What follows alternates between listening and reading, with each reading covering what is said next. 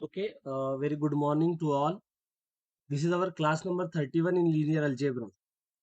Okay, so actually we are dealing with basis and dimension of a vector space.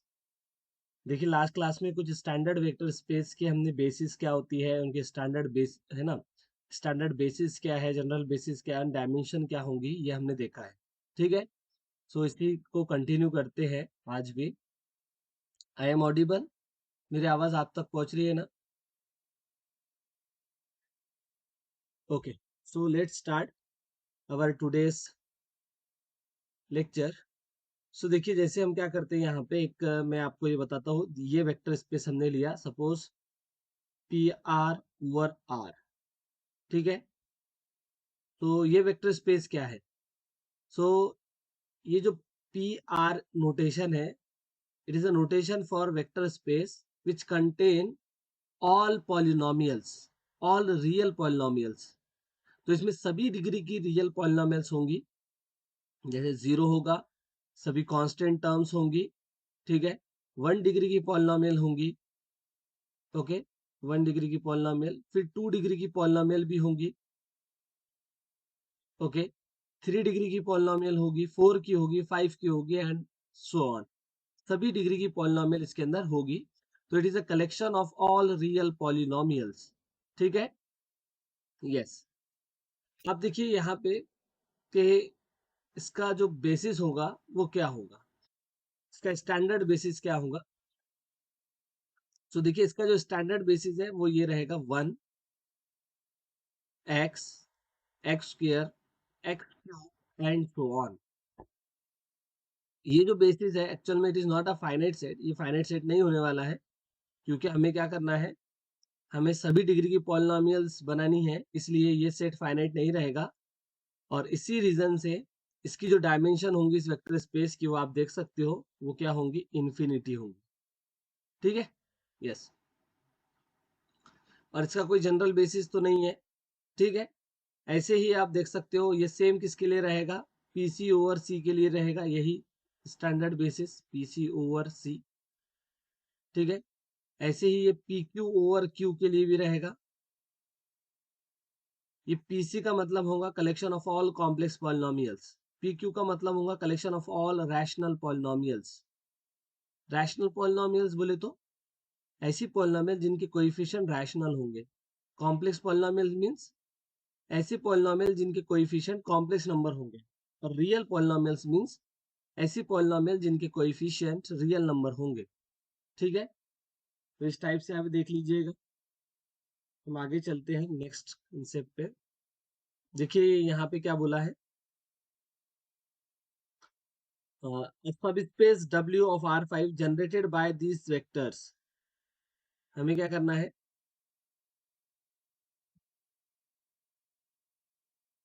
ऐसा subspace find out करना है जो इन vector से generate हो रहा हो. ठीक है, यस. तो ऐसा सबस्पेस हमें देखना है जो इन वेक्टर से जनरेट हो रहा हो, और साथ में हमें क्या करना है, बेसिस फाइंड आउट करनी है और डायमेंशन फाइंड आउट करनी है सब स्पेस की. ठीक है, आगे और भी क्वेश्चन है. इसके आगे इन्होंने ऐसा बोला है, फाइंड दी. ठीक है, इसमें हमें क्या करना है, find the basis of W and dimension of W, and we have to extend this basis to get a basis of R5. ठीक है, तो देखिए हमें a subspace W of R5 generated by the vectors.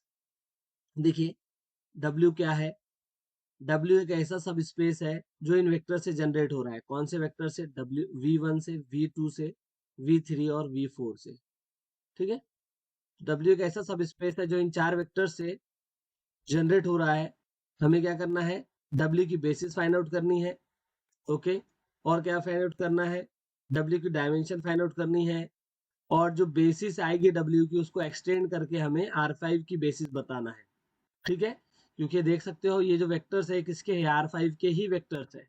तो इसको कैसे करते हैं, तो सबसे पहले हम क्या करेंगे, v1 वेक्टर को फर्स्ट रो में लिखेंगे, जैसे 1 1 1 2 3। फिर v2 वेक्टर को लिखेंगे सेकेंड रो में 1 2 -1 -2 1। फिर v3 को लिखेंगे थर्ड रो में 3 5 -1 -2 5। और v4 को लिखेंगे फोर्थ रो में 3 6 -3 -6 और 3, इस टाइप से। ठीक है, यस। और इसको किस में चेंज करेंगे, इसको चेंज करेंगे रो इक्विलॉन फॉर्म में। ठीक है, यस। देखिए first row as it is.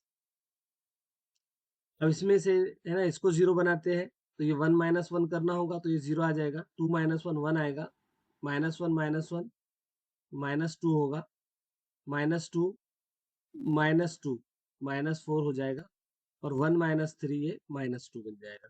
ऐसे ही 3 को जीरो करें तो 3 -3 ये जीरो हो जाएगा, 5 -3 ये 2 आ जाएगा, -1 -3 -4 बन जाएगा, -2 और -6 -2 -6 -8।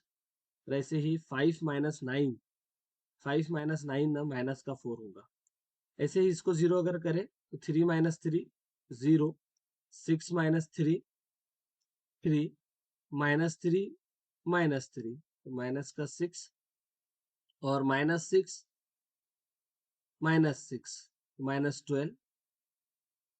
ओके, -12 और 3 -9 3 -9 -6। Okay, yes. अब यहाँ आप देख सकते हो इजीली। ठीक है, कि अगर आप देखिए ये जो थर्ड रो है और फोर्थ रो है, इसमें जैसे अगर आप सेकेंड रो को 2 से मल्टीप्लाई करते हो, तो 0 इंटू 2 इंटू 0 0 आ जाएगा, 2 इंटू 1 2 आएगा, 2 2 इंटू -2 -4 आएगा, 2 इंटू -4 -8 आएगा, और 2 इंटू -2 माइनस का 4 आएगा। ऐसे ही अगर आप इसको 3 से मल्टीप्लाई करते हो, तो 3 1 जा 3, 3 इंटू -2 -6, 3 इंटू -4 -12, और 3 इंटू -2 इज -6। बोले तो ये दो जो रो है ये कम्प्लीटली क्या होने वाली है, जीरो बन जाएंगी, जब हम इसको रो इक्लॉन फॉर्म में, है ना, जब इसको जीरो और इसको जीरो बनाएंगे तो ये कम्प्लीटली क्या बनने वाली है, जीरो ही बनने वाली है। तो इस कारण मैं अब डायरेक्ट लिखता हूँ, तो ये मैट्रिक्स अब ऐसे बन जाएंगी 1 1 1 2 3 0 1 -2 -4 -2 0 0 0 0 0, सिमिलरली 0 0 0 0, इस टाइप से। ठीक है, तो देखा आपने कि इसमें एक्चुअल में क्या हुआ, कि ये जो थर्ड वेक्टर था v3 और v4, ये एक्चुअल में नकली वेक्टर है, क्योंकि ये ऊपर वाले वेक्टर v1 v2 के कॉम्बिनेशन से बना है, इसलिए क्या हो गया है, जीरो हो गया है। तो इसमें दो ही वेक्टर एक्चुअल में ओरिजिनल वेक्टर है, असली वेक्टर वही है v1 और v2। इसलिए जो w होगा वो एक्चुअल में इन दो का ही कॉम्बिनेशन से बनेगा। ठीक है, v1 और v2 के, तो w कुछ ऐसा रहेगा, alpha v1 plus beta v2, such that alpha beta belongings to real number, और फील्ड जो भी फील्ड होगी वो फील्ड यहाँ आ जाएगी। ठीक है, इस टाइप से अपना W रहेगा, ये अपना सब स्पेस है। तो W एक्चुअल में किससे बना है, W एक्चुअल में V1 और V2 से ही जनरेट हो रहा है, V1 और V2 से। बाकी ये जो नकली, ये तो नकली वेक्टर निकले क्योंकि ये जीरो हो चुके हैं। ठीक है, और ये दो वेक्टर कैसे है, लीनियरली इंडिपेंडेंट। कैसे वेक्टर है ये, लीनियरली इंडिपेंडेंट वेक्टर से, आप खुद भी चेक कर सकते हो। Okay, yes. इसीलिए इसीलिए क्या होगा कि अगर हमें बेसिस फाइंड आउट करनी है W की, तो बेसिस ऑफ W में ये यही दो वेक्टर रहेंगे v1 और v2।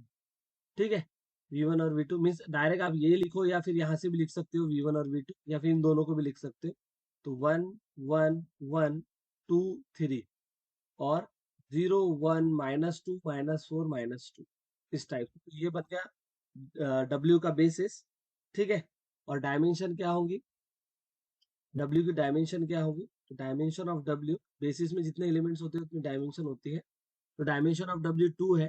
अब देखिए, अब आपको बोला था कि W की बेसिस को एक्सटेंड करके हमें R5 की बेसिस लिखनी है।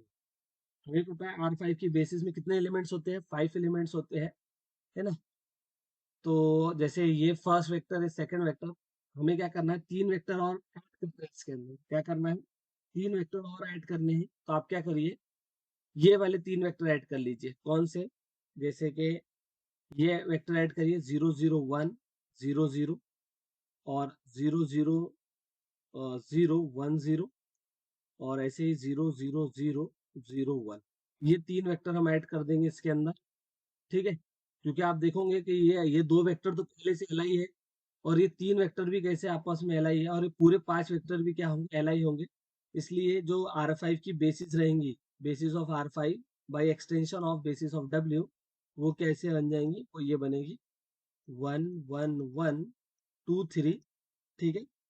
और 0 1 -2 -4 -2, बाकी ये 3 वेक्टर 0 0 1 0 0, ऐसे ही 0 0 0 1 0 और 0 0 0 0 1, इस टाइप से। तो आप कहोगे ये सर एल आई कैसे है? तो आप इसको एल आई ऐसे से भी चेक कर सकते हो। कैसे चेक कर सकते हो? बाय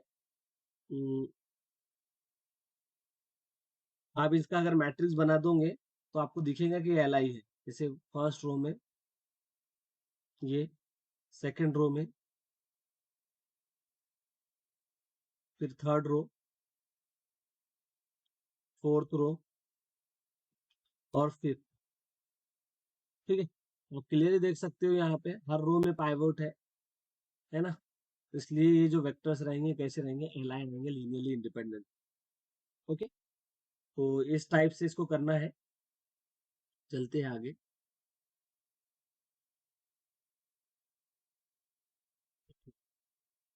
नेक्स्ट देखिए आप,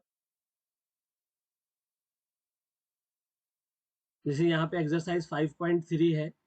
देखो इसको हम यहाँ पे जैसे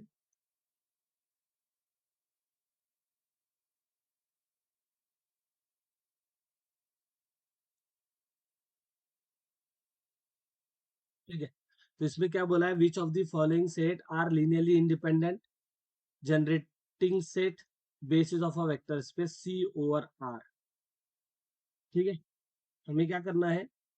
हमें इनमें से देखना है कि कौन से सेट लीनियरली इंडिपेंडेंट है, कौन से जनरेटिंग सेट है और कौन सा जो है बेसिस है सी ओवर आर। तो एक बात आपको पता होना चाहिए कि जो डायमेंशन होती है सी ओवर आर की, वो कितनी होती है? बोलो जल्दी मुझे, इसकी डायमेंशन कितनी होती है? इसकी डायमेंशन होती है 2। यस, तो देखिए, तो जिसमें 2 एलिमेंट्स है वही क्या बनेंगे? बेसिस बनेंगे। ठीक है, पहली बात तो ये कंफर्म है कि जिसमें 2 एलिमेंट है वही बेसिस बनेंगे। जैसे कि इसमें देखो, इसमें 3 है, इसमें 3 एलिमेंट है, इसमें और कहाँ 3 दिख रहे हैं? ठीक है, इसमें 3 एलिमेंट है, इसमें 3 है, तो ये बेसिस ही नहीं बनेंगे। Okay, yes. अब हमें देखना है एल आई। तो एल आई कैसे चेक करते हैं? देखिए, अपनी जो फील्ड है, यहाँ फील्ड क्या है? फील्ड है field of real number. Field क्या है? Field of real number. तो अगर एक दूसरे का स्केलर मल्टीपल है तो वो तो एल डी बन जाएंगे और अगर नहीं है तो एल आई बनेंगे। ठीक है, जैसे देखो यहाँ पे 1 कॉमा आई, अगर हमने ये सेट लिया 1 कॉमा आई, तो क्या ये एल आई है? Yes, it is L I. ये क्या है? एल आई है। क्यों एल आई है? क्योंकि मैं एक एक वेक्टर को दूसरे वेक्टर के स्केलर मल्टीपल के फॉर्म में नहीं लिख सकता हूँ, क्योंकि मुझे पता है 1 को मैं किसी भी रियल नंबर से मल्टीप्लाई कर दूं तो आई नहीं बनाया जा सकता। इसलिए ये सेट कैसा है? ये सेट है लीनियरली इंडिपेंडेंट। अब देखो ये जनरेटिंग सेट है क्या? जनरेटिंग सेट बोले तो इस वेक्टर स्पेस का हर एलिमेंट की कॉम्बिनेशन में लिखा जा सके, तो लिख सकते हैं क्या? यस, बिल्कुल लिख सकते हैं। तो ये जनरेटिंग सेट भी है। ओके, तो ये अगर एल आई जनरेटिंग दोनों है तो ये क्या बन जाएगा? बेसिस बन जाएगा। ठीक है, अब ऐसे हम इसको चेक कर लेते हैं 1 2 आई। तो क्या ये लीनियरली इंडिपेंडेंट सेट है? तो देखिए, हमें पता है कि वेक्टर स्पेस की डायमेंशन 2 है। तो अगर डायमेंशन 2 है तो 2 वेक्टर्स का सेट है ना, 2 से ज्यादा अगर वेक्टर का सेट है तो वो कभी भी एलाइ नहीं हो सकता। याद रखना, है ना? एन डायमेंशनल वेक्टर स्पेस के अंदर अगर आप एन से ज्यादा वेक्टर्स का कलेक्शन लोगे तो वो कभी भी एलाइ नहीं होता, वो एलडी होता। क्या बोला है मैंने? कि अगर वेक्टर स्पेस की डायमेंशन एन है, कितनी डायमेंशन है? एन है, और आपने इस वेक्टर स्पेस से क्या किया? वेक्टर्स का कलेक्शन लिया जो कि एन से ज्यादा वेक्टर्स है। ठीक है, एन से ज्यादा वेक्टर है तो ये सेट हमेशा क्या होता है? एलडी होता है, याद। तो यहाँ पे डायमेंशन कितनी है, 2 है। तो 2 से ज्यादा वेक्टर का जो सेट होगा वो तो एल आई कभी नहीं होगा, एल आई कभी नहीं हो सकता। ठीक है, अब ये देखना है क्या जनरेटिंग सेट है, तो yes it is a generating set, क्योंकि हमें पता है अगर मुझे इसको लिखना है तो मैं इसको ए से मल्टीप्लाई करूंगा, इसको बी से मल्टीप्लाई करूंगा, इसको 0 से मल्टीप्लाई कर दूंगा, तो मुझे ए प्लस बी आई बी मिल जाएगा। तो ये जनरेटिंग सेट तो है, लेकिन ये एल आई नहीं है, इस कारण ये बेसिस नहीं बन पाएगा। तो it is L I, sorry it is generating set but naught L I and it is not a basis. ठीक है, तो ऐसे ही आपको सबको चेक करना है, क्या करना है, सबको चेक करना है। ओके, चलते हैं। नेक्स्ट क्वेश्चन देखिए, इसमें नेक्स्ट क्वेश्चन क्या बोला है, डिटरमाइन वेदर और not the following sets forms the basis of R3 over R। क्या बोला है हमें कि हमें कुछ सेट्स गिवन है।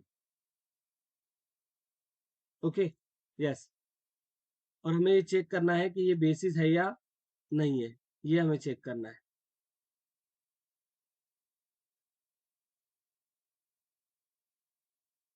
ठीक है, ओके, तो देखिए R3 की डायमेंशन, R3 और R की डायमेंशन होती है, इसकी डायमेंशन है 3, कितनी है, 3। R3 और R की डायमेंशन है 3, तो 3 वेक्टर का सेट ही बेसिस बन सकता है। तो इसमें तो चलो सभी में क्या है, 3 ही वेक्टर्स है, सभी में क्या है, 3 ही वेक्टर्स है। अब सिर्फ आपको ये चेक करना है ये लीनियरली इंडिपेंडेंट सेट है। अगर ये लीनियरली इंडिपेंडेंट सेट है तो फिर ये बेसिस भी बन जाएगा। देखिए हमने एक रिजल्ट देखा है, कौन सा रिजल्ट हमने देखा, देखिए इस टाइप से एक रिजल्ट हमने देखा है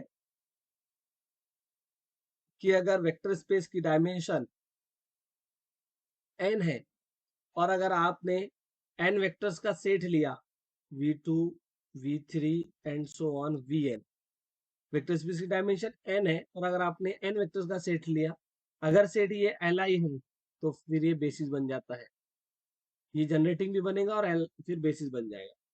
और अगर यही सेट अगर जनरेटिंग सेट है तब भी ये बेसिस बन जाता है। मीन्स n डायमेंशनल वेक्टर में अगर n वेक्टर का सेट li है तो बेसिस होता है, n डायमेंशनल वेक्टर स्पेस में अगर n वेक्टर का सेट जनरेटिंग सेट है तब भी क्या होता है, बेसिस होता है। तो ये 3 डायमेंशनल वेक्टर्स में 3 वेक्टर्स का सेट है, सिर्फ हमें चेक करना है कि ये li है क्या, अगर li निकल गए तो ये बेसिस भी बन जाएंगे।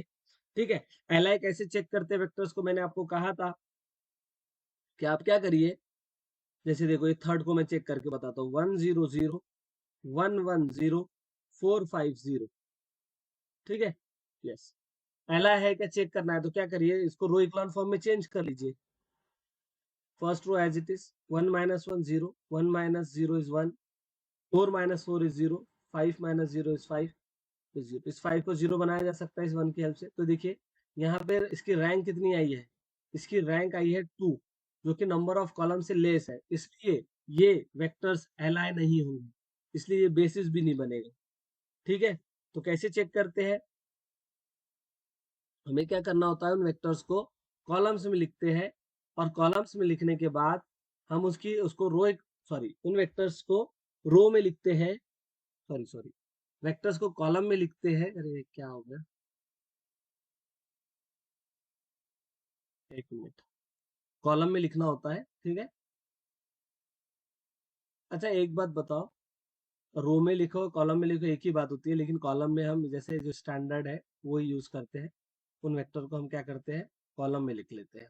1 1 वैसे भी आएगा, इसकी रैंक 2 आएंगी क्योंकि मैट्रिक्स का रैंक और उसके ट्रांसपोज की रैंक सेम रहती है।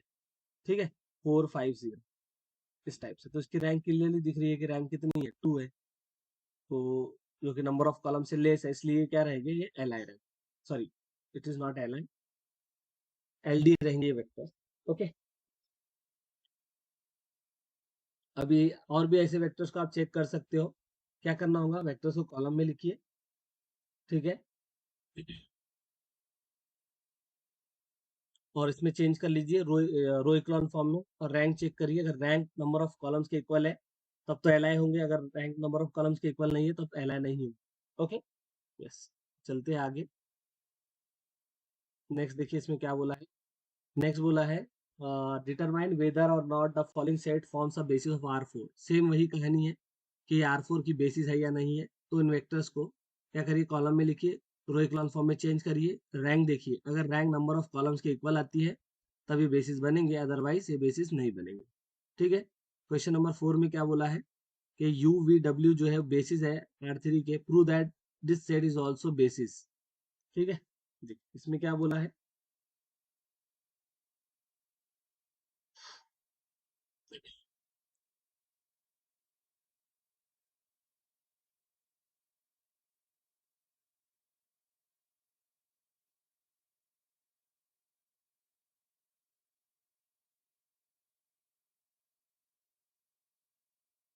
ठीक है।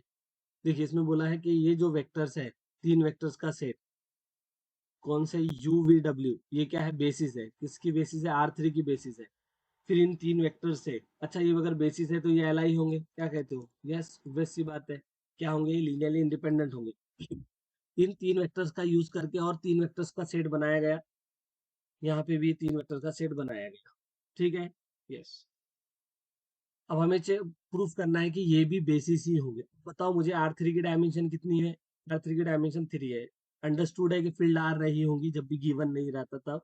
ठीक है, तो इसकी डायमेंशन है 3। अब हम देखिए ये तीन वेक्टर का सेट है, अगर ये एल आई बन जाए तो ये क्या बन जाएगा, बेसिस बन जाएगा। ये भी तीन वेक्टर का सेट, अगर ये लीनियरली इंडिपेंडेंट बन गया तो ये क्या बन जाएगा, बेसिस बन जाएगा।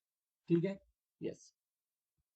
तो अब इसको हम एल आई कैसे चेक करें, तो देखिए हमने कहा था अगर आपको कुछ एल आई वेक्टर्स गिवन हो और उनकी हेल्प से आपने कुछ एल आई वेक्टर्स बनाए हैं, ठीक है, उनकी हेल्प से आपने क्या किए, एल आई वेक्टर्स बनाए हैं।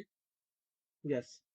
तो आप क्या करिए, उससे उस है ना, उनसे आप मैट्रिक्स बना लीजिए इनके कोएफिशिएंट से। जैसे कि देखो, या रो में लिखिए, कॉलम में लिखिए, डजेंट मैटर। जैसे कि यहाँ पे u का कोएफिशिएंट 1 है, v का 1 है और w का 0 है। इसमें इसमें देखो, इसमें u का 0 है, v का 1 है, w का 1 है।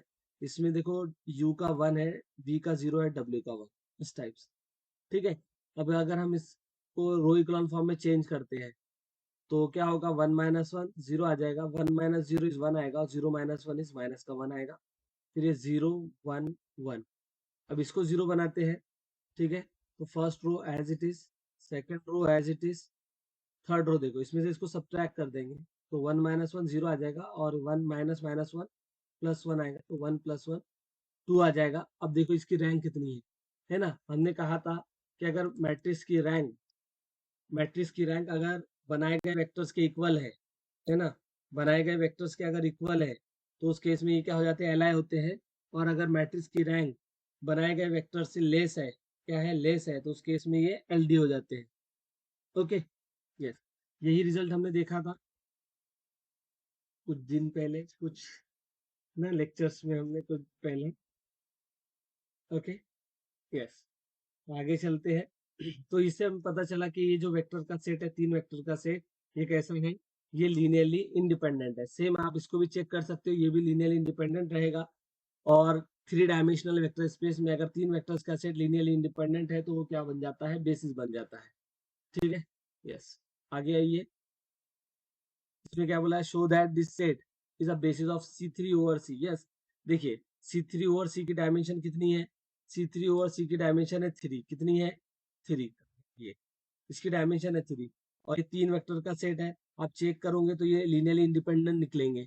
तो थ्री डायमेंशनल वेक्टर स्पेस में तीन वेक्टर का सेट अगर लीनियरली इंडिपेंडेंट है तो बेसिस बन जाता है।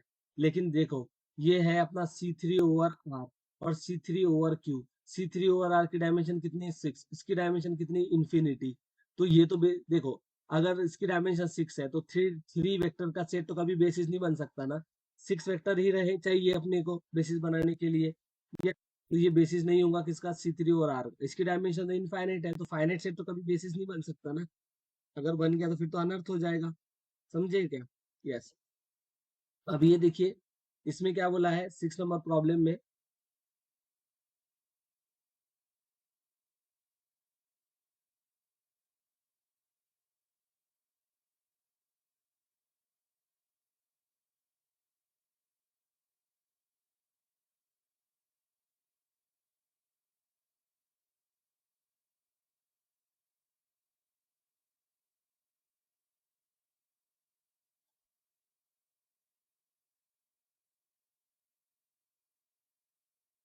ठीक है, देखिए 6 नंबर प्रॉब्लम में क्या बोला है, let we be the vector space of solutions of differential equation, show that this vector space is a three-dimensional real vector space. Find the basis of this vector space. Actually, this is a homogeneous linear differential equation.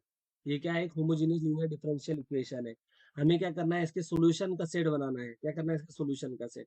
तो आपको अगर थोड़ा बहुत idea होगा तो हम इसकी क्या करते थे, ऑक्सिलरी इक्वेशन लिखते थे ऐसे, d3 माइनस 7d माइनस 6, और इधर में लिखा y इज इक्वल टू 0. फिर यहाँ से ऑक्सिलरी इक्वेशन क्या आती है, एक्स क्यूब, या ऐसे नहीं, m cube minus 7m minus 6 is equal to 0. This is auxiliary equation. फिर यहाँ से हम सॉल्यूशन है ना, इसके सॉल्यूशन देखेंगे. तो इसके सॉल्यूशन क्या आने वाले हैं, इसके सॉल्यूशन आएंगे, जैसा एक है माइनस का 1, इसका एक सॉल्यूशन है ना, -1 इसका सॉल्यूशन है. Okay, yes. तो m+1 फैक्टर बन जाएगा, क्योंकि -1 सॉल्यूशन है इसलिए. और अदर फैक्टर फाइंड आउट करने के लिए m+1 से आप क्या करिए, इसको डिवाइड कर दीजिए. ठीक है, तो ये होगा m स्क्वायर, यहाँ ये बनेगा m क्यूब प्लस में m square. Okay, minus minus, तो देखो ये बनेगा माइनस एम स्क्वायर माइनस के 7m माइनस का 6. फिर हमने माइनस एम से मल्टीप्लाई कर दिया इसको, तो ये बना माइनस का एम स्क्वायर माइनस के m. ठीक है, ये अपना प्लस और ये भी प्लस, तो ये तो जीरो बन जाएगा. -7m प्लस m में माइनस का 6m और माइनस का 6. अगर आप माइनस के 6 करते हो तो ये आएगा माइनस का 6m माइनस के 6, और ये बन जाएगा रिमाइंडर 0. तो देखिए ये अदर फैक्टर है ना, इसके फैक्टर रहेंगे, एक रहेगा m+1 और दूसरा फैक्टर रहेगा m square minus m minus के 6 इज इक्वल टू 0. ठीक है, तो अभी क्या करते हैं, माइनस के 6 के फैक्टर करते हैं. माइनस सिक्स के फैक्टर हमें ऐसे करने हैं कि प्रोडक्ट क्या आना चाहिए, -1 आना चाहिए, है ना, और सम क्या आना चाहिए, -6 होना चाहिए. तो देखते हैं, 3 टू ज़ा है ना, 3 टू ज़ा, तो देखो सम कितना आ गया, सम -1 आ गया, प्रोडक्ट कितना आ गया, -6 आ गया. तो यहाँ से m+1 एक फैक्टर रहेगा, दूसरा फैक्टर रहेगा m-3 और तीसरा फैक्टर रहेगा m+2. देखो यहाँ से जो सोल्यूशन हमें मिल रहा है वो एक -1 है, माइनस का 2 है और 3 है, ये सोल्यूशन है, -1 -2 और 3. ठीक है, तो देखिए रियल और डिस्टिंक्ट सोल्यूशन है, इसलिए है ना, इसका जो सोल्यूशन होगा, इस डिफरेंशियल इक्वेशन का जो सोल्यूशन होगा वो होता है ऐसे, y is equal to c1 e to the power minus x plus c2 e to the power minus twice x plus c3 e to the power plus में 3x. ऐसे इस टाइप से सॉल्यूशन बनता है. ठीक है, अब यहाँ पे c1 c2 c3 क्या है, c1 c2 c3 ये आर्बिट्री कांस्टेंट है, तो ये फील्ड से हम बिलोंग करवा सकते हैं इनको. ठीक है, यस, रियल नंबर ले सकते हैं इनको. यस, तो ये आया सॉल्यूशन. तो अब ये सॉल्यूशन का सेट है ना, देखिए यहाँ पे अगर हमने क्या किया, एक सेट बनाया V, जिसमें क्या है, ये है सॉल्यूशंस है, c1 e to the power minus x, c2 e to the power minus twice x plus c3 e to the power thrice x. ठीक है, सच दैट c1 c2 और c3 आर रियल नंबर. ये क्या है, real number. तो ये जो V set बना, तो ये एक्चुअल में सॉल्यूशन सेट है इस वेक्टर स्पेस का. और आप देखो, सॉरी, ये सॉल्यूशन सेट है इस डिफरेंशियल इक्वेशन का. आप देखोगे कि it's forms a vector space, क्योंकि इसमें जीरो वेक्टर भी रहेगा. जैसे c1 c2 c3 को जीरो ले लिया तो जीरो वेक्टर आ जाएगा, और अगर किसी भी दो वेक्टर का सम करोगे तो वो भी सॉल्यूशन ही बनेगा. ठीक है, जैसे मान लो y1 सॉल्यूशन है, y2 सॉल्यूशन है, तो y1 प्लस y2 भी सॉल्यूशन ही बनता है, because it is homogeneous differential equation. और अगर y1 सॉल्यूशन है तो अल्फा y1 ऑल्सो सॉल्यूशन. तो इस कारण ये जो सॉल्यूशन सेट है, ये क्या बन जाता है, वेक्टर स्पेस बन जाता है. अब अगर आप इसकी बेसिस की बात करोगे, तो बेसिस में ये तीन वेक्टर्स आएंगे, e to the power minus x, e to the power minus twice x और e to the power 3x. ये बनेगा बेसिस इस वेक्टर स्पेस का. ठीक है, यस. बेसिस में कितने एलिमेंट्स हैं, तीन एलिमेंट्स हैं, इसलिए 3 डायमेंशनल वेक्टर स्पेस होगा, और ये रही इसकी बेसिस. आई होप आपको ये समझा होगा. आगे चलते हैं. नेक्स्ट देखिए क्वेश्चन नंबर 7. क्वेश्चन नंबर 7 में क्या बोला है, determine whether each of the following is the basis of vector space PNT. देखिए यहाँ पे हमें पता है कि पीएनटी है ना, ये जो वेक्टर स्पेस होता है polynomial, of degree at most n, यहाँ पे वेरिएबल t है, वैसे हम pnx हमने देखा था, pnr pnq, ठीक है। तो ये है polynomial of degree at most n with variable t। तो अब हमें सेट गिवन है, हमें चेक करना है कि ये बेसिस बनेगा या नहीं बनेगा। तो देखिए इसकी डायमेंशन कितनी होती है, n+1 होती है।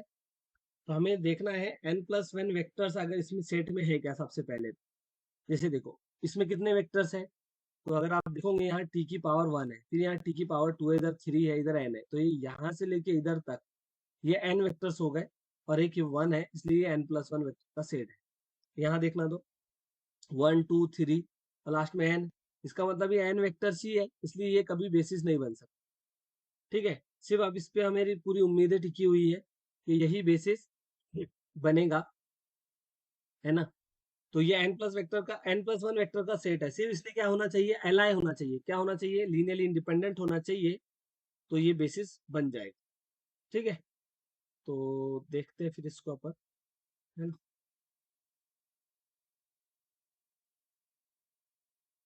देखिए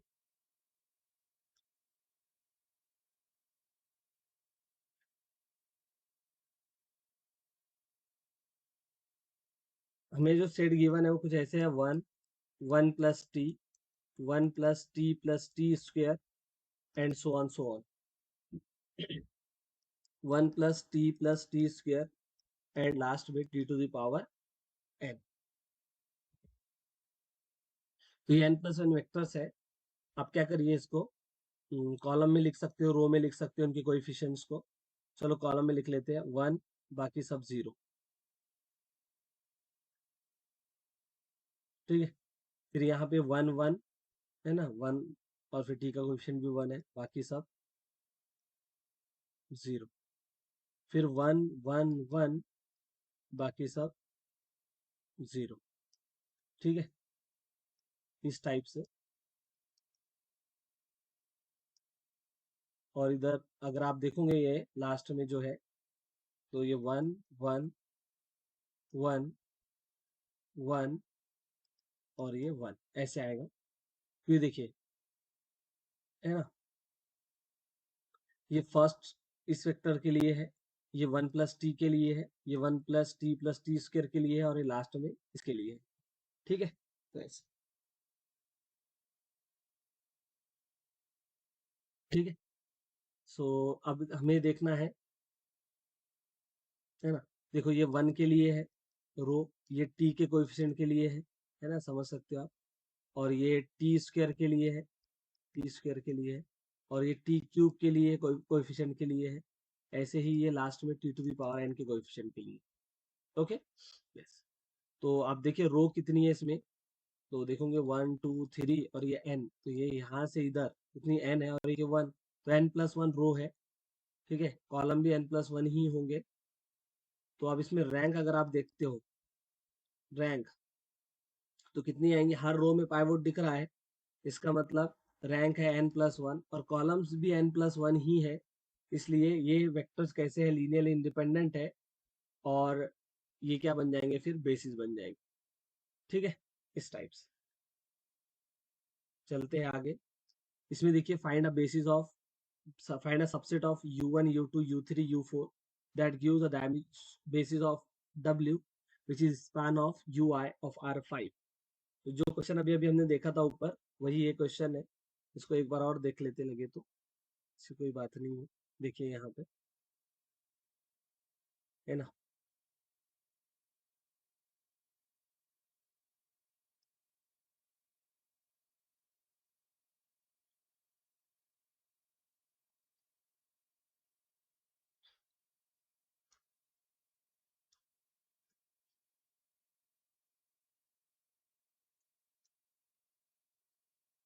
ठीक है, देखिए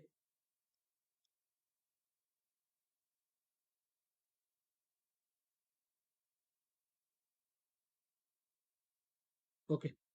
हमें क्या करना है इसमें, हमें एक्चुअल में R5 के कुछ वेक्टर्स गिवन है, जिससे कि W ये सब स्पेस स्पैन हो रहा है, W से सब स्पेस बन रहा है इन वेक्टर से, ठीक है, तो हमें होना है कि W की, है ना, फाइंड अ सबसेट। हाँ, क्योंकि इसमें क्या है ना, देखो जैसे कि हम पहला एग्जांपल ले लेते हैं। W जनरेट हो रहा है किससे? U1 से, U2 से, U3 से, U4 से। लेकिन इसमें क्या होता है, कुछ वेक्टर्स नकली होते हैं, उनको हमें दूर कर देना है, नकली वेक्टर्स को, क्योंकि जो भी सब स्पेस होता है वो सिर्फ असली वेक्टर से ही जनरेट होता है।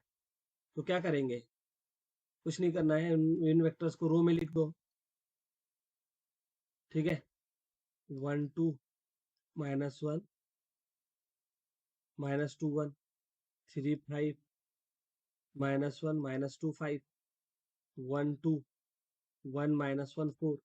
इसको किस में चेंज करो, रो इक्लॉन फॉर्म में चेंज करो। ये अपना U1 है, U2 है, U3 है और U4 है।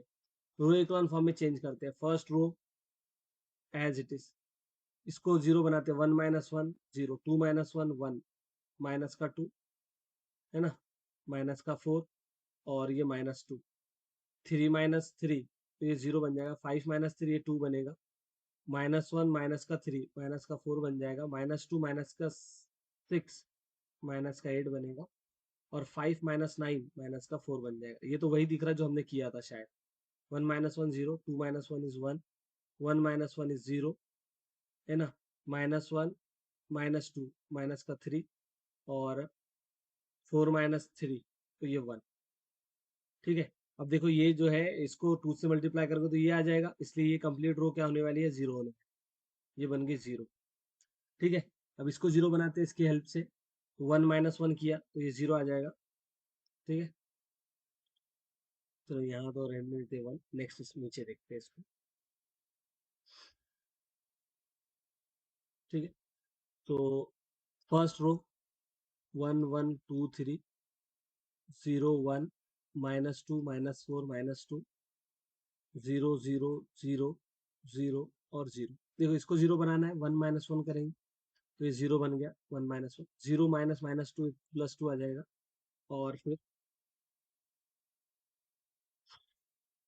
-3 +4 तो ये 1 आएगा। और फिर ऐसे ही 1 +2 आएगा तो ये 3 बन जाएगा।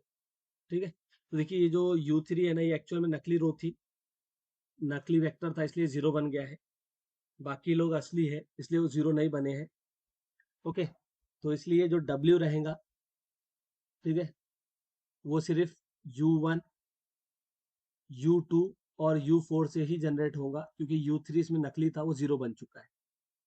अगर वो डायमेंशन पूछेगा, है ना, आप अगर वो ऐसे बोलेगा कि W, है ना, बेसिस बेसिस अगर वो पूछे W की, बेसिस ऑफ W, इस केस में तो क्या आएगा, यहाँ पे U1 वेक्टर लिखना, आप ये लिख सकते हो, ये लिख सकते हो और U4 लिख सकते हो, या फिर यहाँ से जो नॉन जीरो रो है, रो इक्वल फॉर्म में, उनको भी लिख दोगे डायरेक्ट, जब चलता है। ठीक है, 1 1 1 2 3 0 1 -2 -4 -2 और ऐसे ही 0 0 2 1 3। ओके, ऐसे तो ये आ गया बेसिस।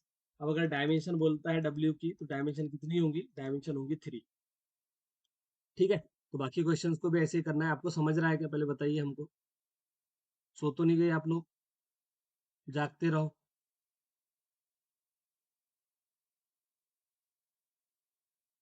हम्म, दीक्षा, गजानन, खुशी, नितीक्षा, साक्षी है, प्रेजेंट है आप लोग। ठीक,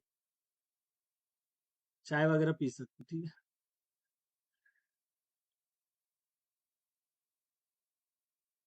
तो आगे चलते हैं। अब देखिए यहाँ पे question number 9। Okay, question number 9 क्या है, find the basis and dimension of subspace W of PT span by. तो हम क्या करते हैं इसको,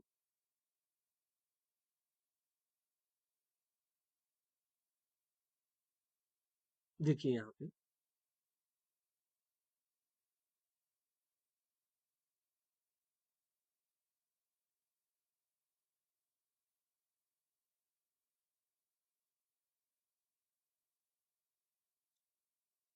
ओके, इसमें क्या बोला है, find the basis and dimension of subspace W of PT spanned by UVW। देखिए पीटी क्या है, पीटी है collection of all polynomials of variable T, it is a collection of all polynomials of variable T.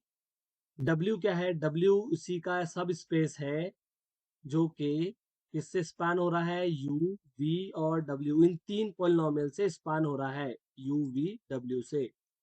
ठीक है, yes. मुझे क्या करना है, मुझे करना है ये कि बेसिस बताना है डब्ल्यू की और डायमेंशन बताना है डब्ल्यू। ठीक है, यस। तो क्या करें, कैसा लॉजिक, तो बस क्या करो, इसको एज अ वेक्टर कंसीडर करो। इनके जो कंपोनेंट्स है, इनके जो कोएफिशिएंट है उनको रो में लिखो, जैसे टी क्यूब का कितना 1, टी स्क्वायर का कितना 2, टी का कितना -2, कांस्टेंट टर्म 1। अब इसमें आ जाओ, टी क्यूब का 1, टी स्क्वायर का 3, टी का -3 और कांस्टेंट टर्म 4। अब इसमें देखो, इसमें 2, टी स्क्वायर का 1 और ऐसे ही टी का 7 और कांस्टेंट टर्म -7। बस इनको आप चेंज कर लो रो इक्लॉन फॉर्म में। किसमें चेंज करोगे, रो इक्लॉन फॉर्म में। तो देखो 1 - 1 0, 3 - 2 1, -3 + 2 माइनस का 1, 4 - 1 3, 2 - 2 0, 1 - 4 है ना, 2 - 2 हो गया, 1 - 4 माइनस का 3, -7 + 4, -7 + 4 माइनस का 4, -7 + 4 माइनस का 3, ऐसी ना, -7 प्लस में 4, यस, -7 प्लस का 2, -7 माइनस का 2 है ना, -7 -2 -9 आ जाए, यस। ओके, तो ठीक है, देखो एक बार इसको देख लेते हैं, यहाँ पे 2 - 2 तो 0 आ गया, 1 - 4 -3 आ गया, 1 -4 -7 प्लस का 4, -7 + 4 ओके। अब इसको 0 बनाते हैं देखो क्या होगा, 1 2 -2 1 as it is, 0 1 -1 3 as it is, 0, देखो -3 + 3 0 आ गया, -3 है ना, माइनस का 3 माइनस का 6 आएगा, -9 प्लस का 9, तो ये आ गया 0, बराबर। तो अब देखो इसमें हर रो में आपको पाइवोट दिख रहा है, तो इसका मतलब है कि जो W होगा वो इन तीन वेक्टर से, आप ये तीन वेक्टर भी लिख सकते हो या फिर आप क्या कर सकते हो, इनसे भी वेक्टर बना के लिख सकते हो। तो जो W का बेसिस रहेगा, basis of W, basis of W, वो या आप तो आप तीनों को लिख दो या फिर इनसे वेक्टर बना के लिखो। तो टी क्यूब, इसको टी क्यूब से देखो, इसको टी क्यूब से, इसको टी स्क्वायर से, इसको टी से, और ये कांस्टेंट है T cube plus 2t square -2t + 1, फिर यहाँ पे टी स्क्वायर माइनस का t + 3 और इधर में माइनस का 6t, ऐसे। तो ये है बेसिस ऑफ दिस W, ठीक है, बेसिस ऑफ W।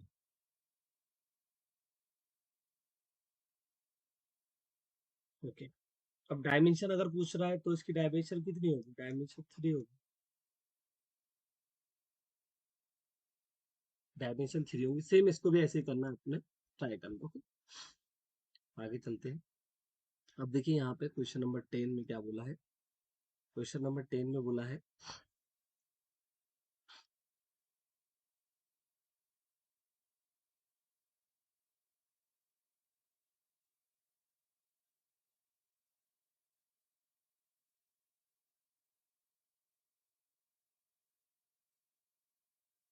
ठीक है, क्वेश्चन नंबर 10 में क्या कहा है, we have to find the basis and dimension of subspace of V which is 2 cross collection of 2 cross 2 matrices। Okay, V क्या है, it is a vector space of 2 matrices। उसमें W जो है वो इन चार वेक्टर से क्या हो रहा है, स्पैन हो रहा है, चार स्पेस से जनरेट हो रहा है, चार वेक्टर्स सॉरी चार मैट्राइसेस से ABCD से जनरेट हो रहा है। हमें W की डायमेंशन बतानी है और बेसिस बता, ठीक है। तो ऐसा करते हैं, इसको नेक्स्ट पेज पे ले लेते हैं अपन, है ना।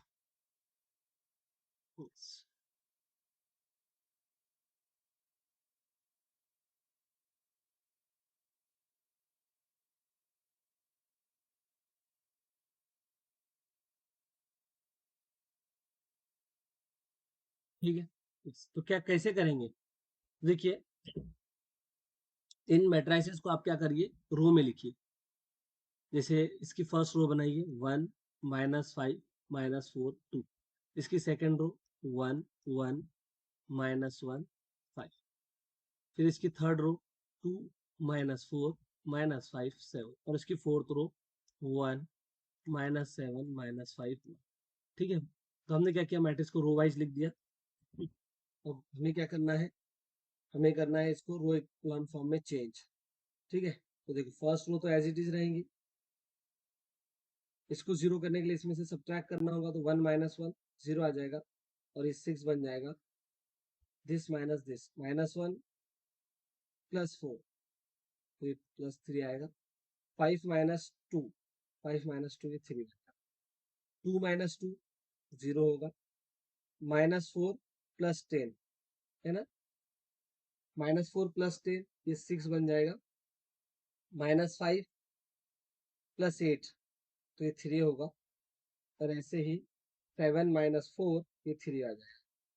इसमें से इसको सब्ट्रैक्ट कर लेते हैं तो 1 -1 0 आएगा। -7 + 5 माइनस का 2 आएगा। ठीक है। यस। -5 प्लस में -5 + 4 तो ये 1 आएगा। और 1 -2 ये माइनस का 1 आएगा। ठीक है। तो है ना, हमने बराबर किया ना, -7 + 5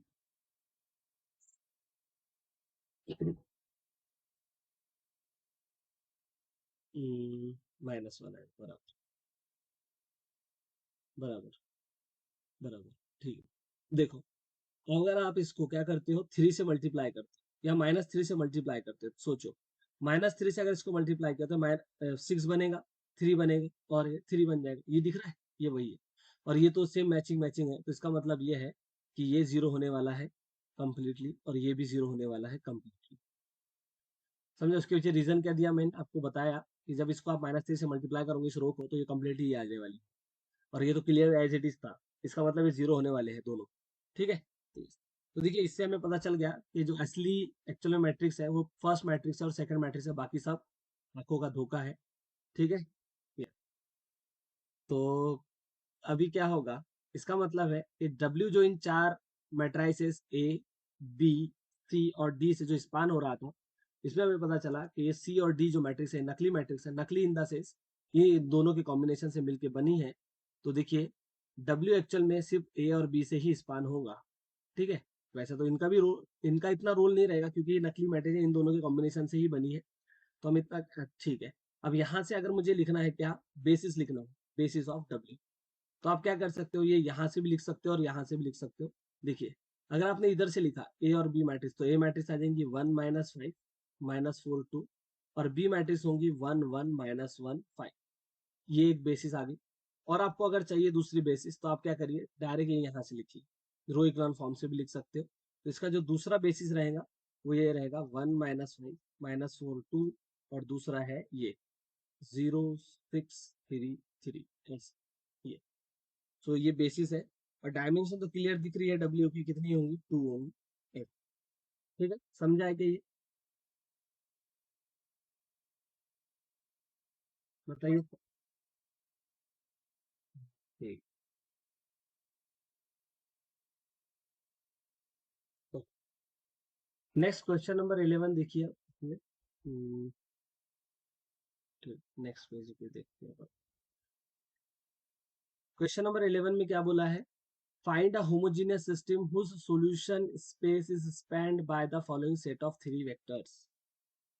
सॉल्यूशन स्पेस इन तीन वेक्टर से हमें होमोजेनियस सिस्टम फाइंड आउट करनी है जिसका सॉल्यूशन स्पेस है ना, इन वेक्टर से, इन थ्री वेक्टर से क्या हो रहा है, स्पैंड होता हो, जनरेट होता हो, है ना, वैसे।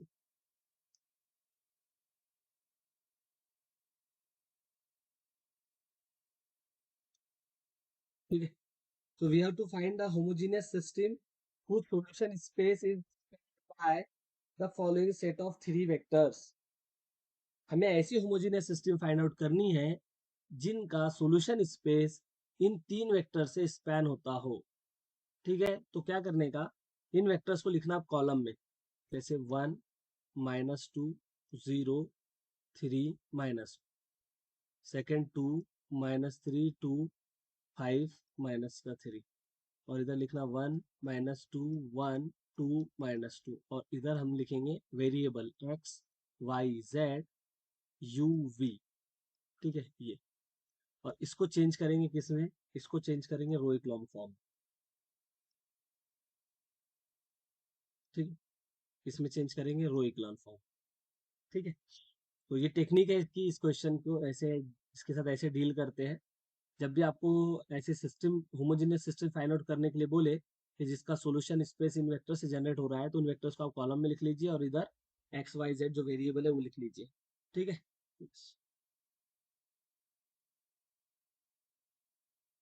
तो अभी इसको हमें किसमें चेंज करना है, इसको चेंज करना है रो इक्लॉन फॉर्म में। तो देखो इसको हमें जीरो बनाना होगा, first row as it is. देखो ये जीरो कैसे बनेगा, 2 से मल्टीप्लाई करके ऐड करना होगा, तो ये बन गया जीरो। 2 से मल्टीप्लाई करके ऐड करोगे तो -3 + 4, तो ये आएगा 1, और 2 से मल्टीप्लाई करके ऐड करोगे तो ये बन जाएगा 0। और यहाँ पे सेम वही करना है, तो ये होगा y + 2x, ठीक है। जो ऑपरेशन इधर अप्लाई कर रहे हैं वही इधर भी अप्लाई करने होते हैं, y + 2x से आ जाएगा। अच्छा ये तो पहले से 0 है, 0 2 1 और इधर z। अभी 3 को 0 बनाते हैं इसकी हेल्प से, तो 3 - 3 करोगे तो 0 आएगा, 5 - 6 ये माइनस का 1 आ जाएगा, और 2 - 3, 2 - 3 कितना आएगा, माइनस का 1 आएगा, है ना। और u - 3x ये बनेगा u - 3x, ठीक है।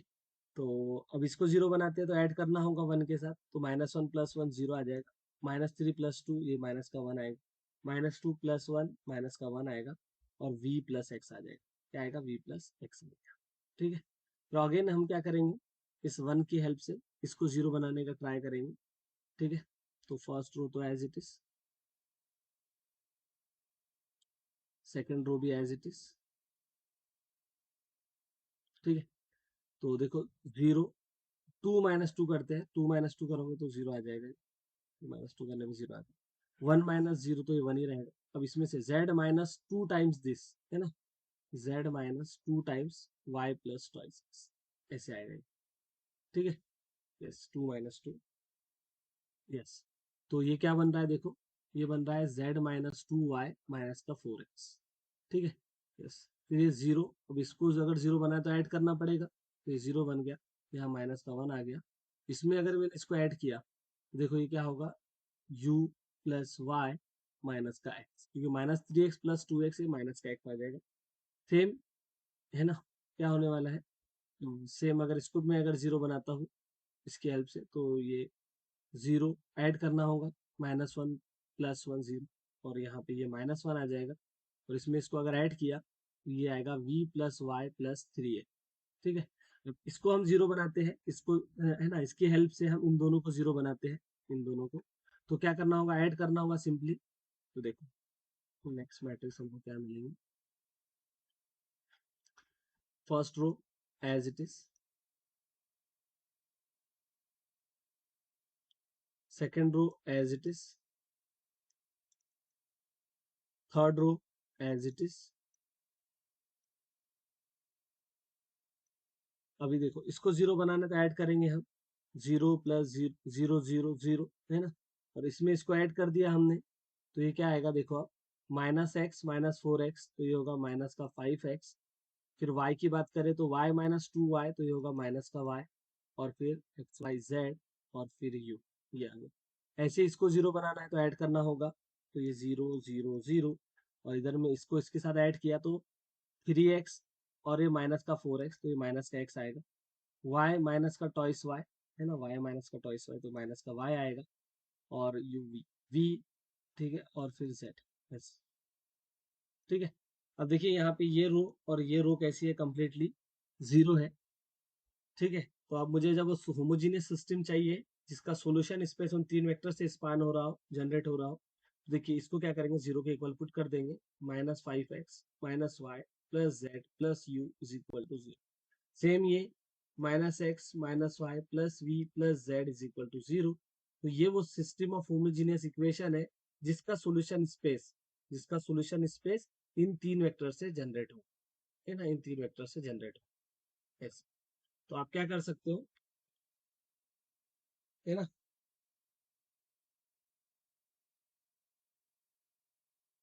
चेक भी कर सकते हो कि जो हमने ऑब्टेन किया है ना, ये एक्चुअल में इन 3 वेक्टर से स्पैन होने वाला है। और देखिए ये इसको सेटिस्फाई करेंगे ही, जैसे कि देखो इसको हम टेस्ट में पुट करके देखते हैं, इसमें पुट करके देखते हैं। एक्स की वैल्यू माइनस, है ना, एक्स कितना है वहाँ 1 है, तो ये माइनस का 1 आ गया। वाई कितना है, माइनस का 2 है। जेड कितना है, 0 है, 0। और वी कितना है, x y z u v, sorry sorry, z 0 है, यू वी माइनस का 1 है ना। तो देखो ये -1 प्लस 2 आ जाएगा, और ये सॉरी, -1 माइनस 2 होगा, और ये +2, तो क्या आ गया, 0 आ गया, सेटिस्फाई कर गया। तो ये जो वेक्टर है 1 2 3, ये दोनों तीनों वेक्टर इस दोनों को सेटिस्फाई करेंगे, और आप देखोगे कि ये इसके सॉल्यूशन स्पेस को भी एक्सपांड करने वाले हैं। ठीक है। यस। ठीक है। तो देखिए, है ना, इस टाइप से करना होता है क्वेश्चन, याद रखना इंपॉर्टेंट है। अगर ये सेकंड क्वेश्चन आप खुद ट्राई करके देखना इसको, जैसे मैंने किया वैसे। ओके। नेक्स्ट देखिए, अब यहाँ से कहानी में अब थोड़ा अलग ही ट्विस्ट आने वाला है, तो अपन स्टॉप करें या देखें। ठीक है, आज के लिए जैसे इतना ही रहने देते हैं। ओके। ये यहाँ से और भी ज़्यादा इम्पोर्टेंट है ये सब, इसमें से एक क्वेश्चन आता ही है। तो ठीक है, अभी के लिए इतना ही, शाम में मिलते हैं।